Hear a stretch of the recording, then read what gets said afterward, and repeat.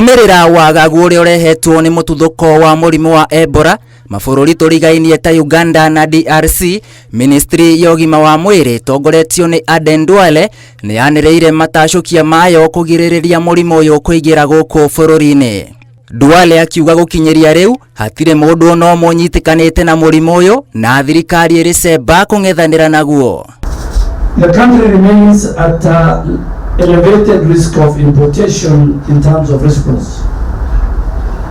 The government has significantly, and also MOH has significantly intensified national preparedness and response measures in order to safeguard public health.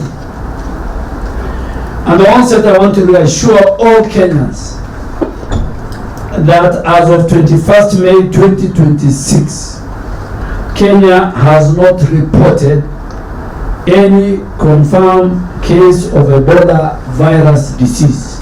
Akiaria na andĩki a mohoro nyũmba-inĩ ya Afya House gũkũ Nairobi, Duale nĩeranĩire wĩrutĩri wa thirikari harĩ kũng'ethanĩra na mũrimũ ũyũ, akiuga thĩinĩ wa mathaa 24 mahĩtũku andũ 2,965 nĩ mathimitwo mũrimũ ũyũ, arĩa nĩ thĩinĩ wa agendi 42,447 arĩa marĩkĩtie gũthimwo mũrimũ ũyũ matanaingĩra bũrũri-inĩ. On 21st of May 2026, a cumulative 42,447 travelers had undergone screening.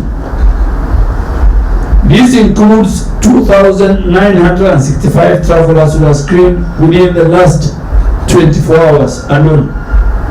Duale augĩte thirikari nĩ ĩigĩte keheri-inĩ gĩkundi kĩa abithaa a ũgima wa mwĩrĩ hamwe na nyũmba cia mwanya cia gũtangĩkĩra andũ arĩa mangĩkorwo makĩonania ndariri cia mũrimũ ũyũ, iria nĩ hamwe na kũrĩo nĩ mũcwe, gũkorwo na rugarĩ mũingĩ mwĩrĩ-inĩ, kũrĩo nĩ marũngo, kũnogerera, gũtahĩka hamwe na kũharwo.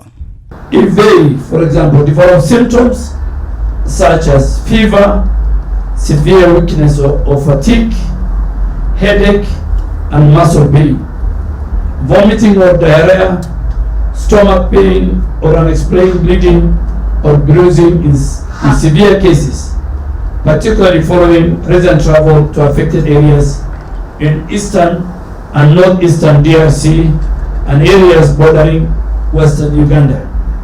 Oho minister ũyũ nĩ atarĩirie atĩ nĩ mamũrĩkĩte kaunti 22 iria atanagweta na iria augĩte nĩcio ingĩkorwo ũgwati-inĩ makĩria, akĩhoya a Kenya gũikara cemba na gwĩthema gũthiĩ gũcerera mabũrũri marĩa marĩkĩtie kwandĩkithia mũrimũ ũyũ.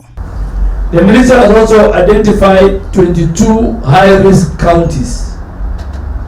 We have placed 118 rapid response personnel on standby, and we have sensitized over 880 national and county healthcare workers on Ebola preparedness and response. Muthia Duale nĩ orĩtie a Kenya gũtigana kwaga gũthikĩrĩria ndeto cia mũhuhu iria irahunjio nenda-inĩ ikonainie na mũrimũ ũyũ, akiuga ministry yake nĩ ĩharĩirie gũkanĩrĩra ndeto cia mũthemba ũyũ ingĩkeyumĩria.